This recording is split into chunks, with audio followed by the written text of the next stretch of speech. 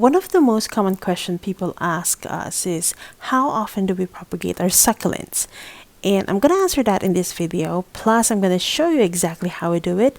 Plus, I'm going to tell you some factors that you might consider in case you'd like to propagate your own succulent. Let's go.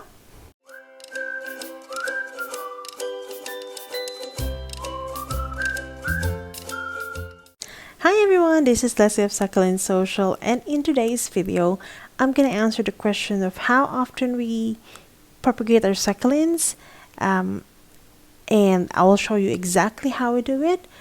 Plus, I'm going to share with you as well some factors that you might want to consider in case you want to start propagating your succulents.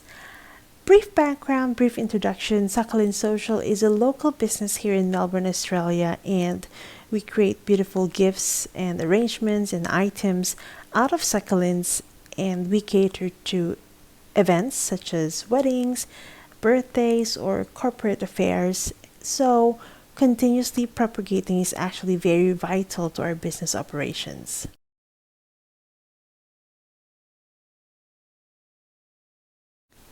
Alright, so straightforward answer to that question is we propagate every day. Yes, we propagate daily, at least 2 or 3 trays.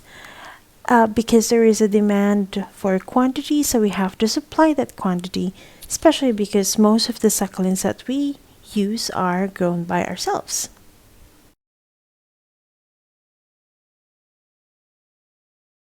Before proceeding with the process, I think it is worth to mention that there are various parts of a succulent that you could use for propagation.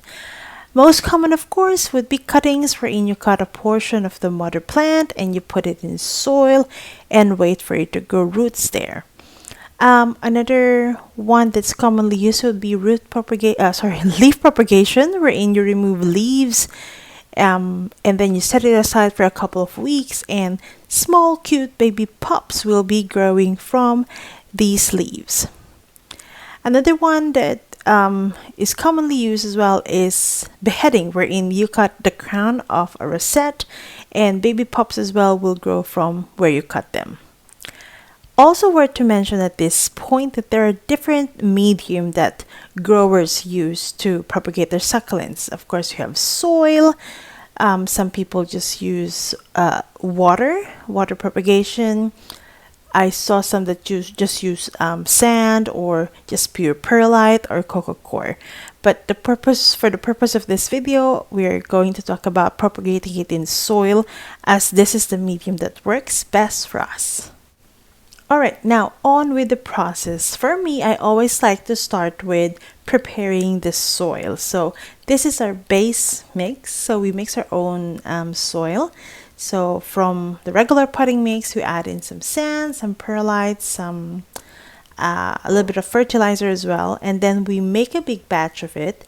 And from there, we take portion and add a few more elements depending on what we intend to use it for. So for example, if you want to plant something that does not like to be overwatered, so we add in more grit just to make sure it's really well draining. For propagation such as this, we add in more coco coir just to retain more moisture, and coco coir is a little bit gentle with those baby roots. After mixing all this, what I'm going to do is I will set it aside for few hours, completely forget about it, because I want it to dry as I prepare for other things that we will be using. Alright, a few hours later, this is now completely dry, and as you can see, it is not clumpy, it's not muddy, it looks like a really well draining soil mix. Now, I use different pots or trays for propagation depending on how big the succulent is. So, just for example, in this seedling tray, I like sifting the soil first because the volume of soil that fits in one like cube of this seedling tray is very little. So I don't want it to be filled up with the mulch that naturally comes with the soil. I want it to be finer, and therefore it will be conducive for the roots to grow. So I try to get rid of this big mulch thing. So I'm gonna fill up the whole tray with this sifted soil. And then once I have finished that, I'm also going to set it aside just to let it completely dry too. And I'll tell you later why I like it to be dry. Now, if I'm using, say, bigger pots for propagation, such as this, like a nursery pot, I don't really sift them. I like the soil that I'm using where it doesn't have a lot of mulch, big chunky mulch. So I just fill up the whole pot with the soil. Now there are a lot of different type of soil mix out there. There are a lot of great videos showing how they make their own succulent mix, succulent soil mix, and that's okay because there's really no one mix that is best for succulents. There are a lot of factors that you should consider when mixing. So there will be, of course, your climate, the type of succulents, your budget, or if you don't want to mix your own, you can just buy what's available in your nursery shop. All right, off to the fun part of going to the garden and picking up the succulents. Now, first thing that we have here is this beautiful Echeveria Hercules and a few babies already at the side, which are actually big enough.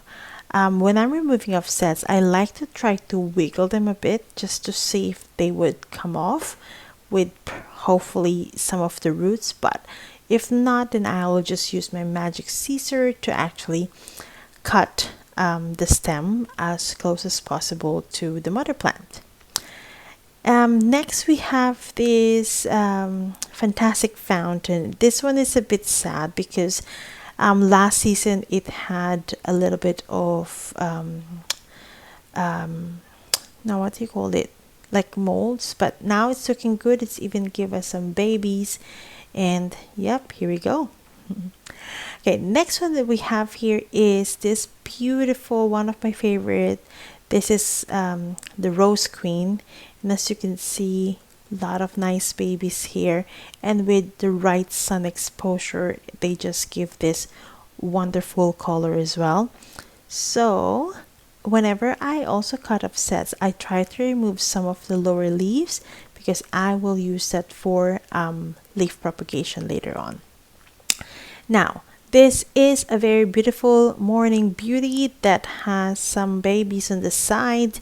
I haven't really taken care of this morning beauty for a while, and as you can see, very obvious, a lot of dried leaves at the bottom, and that's okay. Crunchy dried leaves such as this are normal, and it's actually good sign because it means that they're actually using the energy of the lower leaves to either grow more or give you offsets. But when you try to remove the babies or the offsets, please take time to actually clean as well those areas because they could be haven for pests. And again, crunchy leaves are okay, but if they're soggy, then just have a look if there's any overwatering that's happening along the way.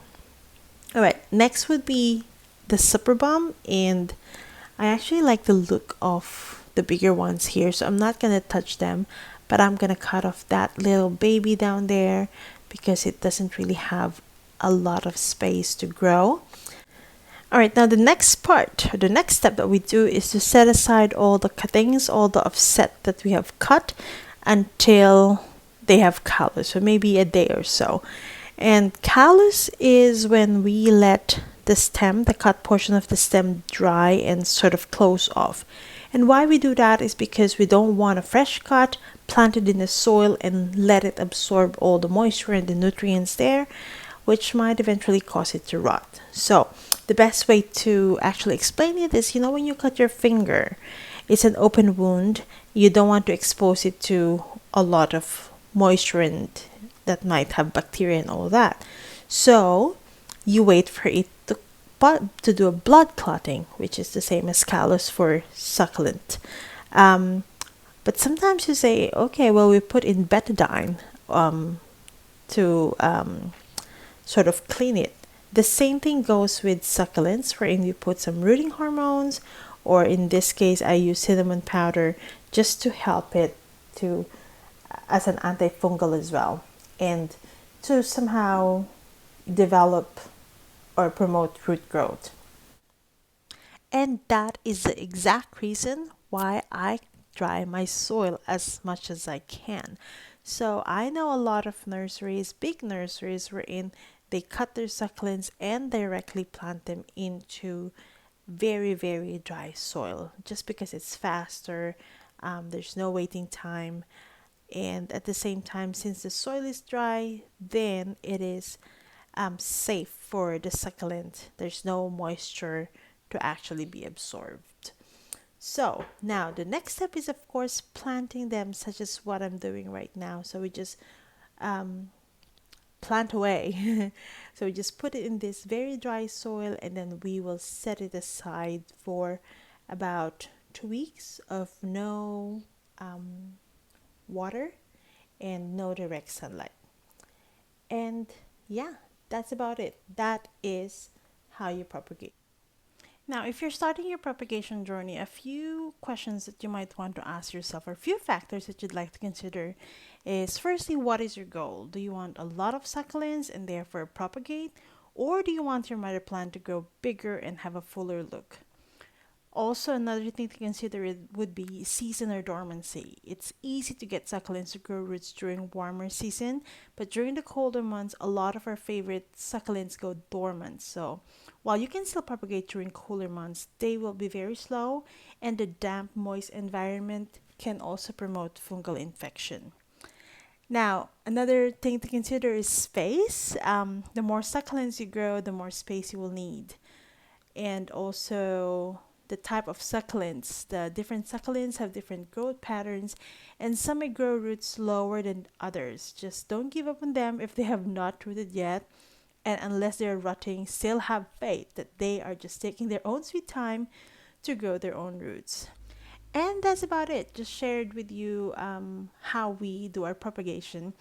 If you have any questions, please feel free to leave a comment in this comment section below. And if you haven't done so, please subscribe to our channel. You could also follow us in our other social media pages. And we'd love to see you on our next video. Thanks for watching. Bye.